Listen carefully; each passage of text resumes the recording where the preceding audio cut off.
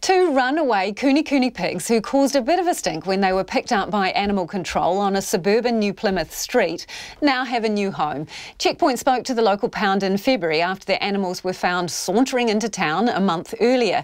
Their owner nowhere to be found. So the call went out for someone to adopt the porkers. 14-year-old George, who is already the proud owner of 4 Kunekune, stepped up. Our Taranaki Whanganui reporter Robin Martin picked up his camera and went to see how the two newbies are settling in on their lifestyle block, where he found George the centre of attention, a dozen hungry chooks pecking at his gumboots. When George found out the district council might put the errant Kunekune up for adoption after seeing a story in the local paper, he immediately sprang into action. I went onto the Plymouth District Council Facebook page. I messaged them through that. And then they replied to me and said, okay, we'll let the pound know. So then I went through the pound and they didn't actually respond to me, but they had obviously kept me in mind, because about 3 months later they emailed me back saying that the pigs were up for adoption, and then 2 days later I got them. Not that the Francis Memorial College student had sought his parents' permission. I didn't tell Mum and Dad. I just did it. I think I mentioned Mum, I might email them when she told me about the article in the newspaper. So, and then Dad just said, when are we getting them?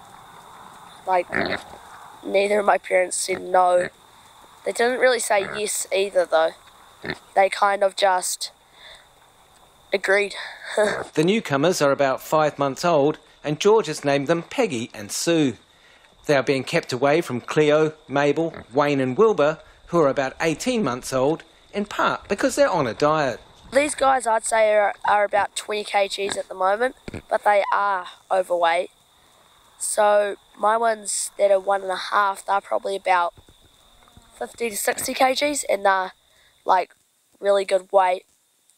So I'd say these guys, just on their size at the moment, they'll probably, in a year's time, they'll be about 60, 70 kgs.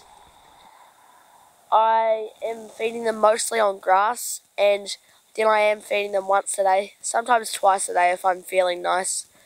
But Peggy has actually already lost quite a bit of weight, so Sue here that needs to loosen up on the food. Pig pellets from the farm store and then grass. And I won't feed these guys scraps yet, because that's what will really make them fat. I mean, they were probably spoiled when they were at the pound, which is better than being underweight.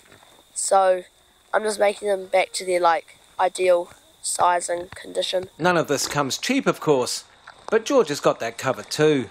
I have 5 different jobs, because I do have to pay for my pigs all by myself, and none of this was here before. I had to set it all up with the electric wire and stuff.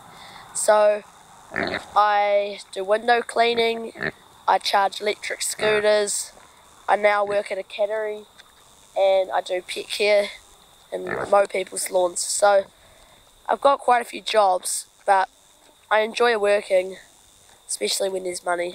George says Kunekune are incredibly sociable, and he and his father already have plans to raise one in the family home.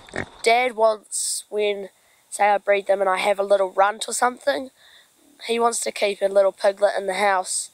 I want to too, and then keep it in there for about 6 months, because Kunekunes are more intelligent than dogs, so you can toilet train them, teach them tricks like sit and stuff, and they're actually really intelligent. There's no word on what Mum thinks about that, but one place you won't find them is on a dinner plate.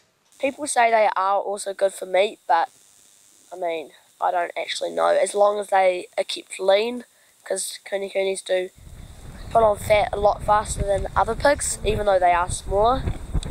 So if you just feed them actually just on grass, they'd actually taste pretty good. If I was going to do that, I'd probably get actually meat pigs, because these guys are just too friendly and cute. I ngā mutu mo te hōtaka o te ahi ponei, ko Robin Martin Aho.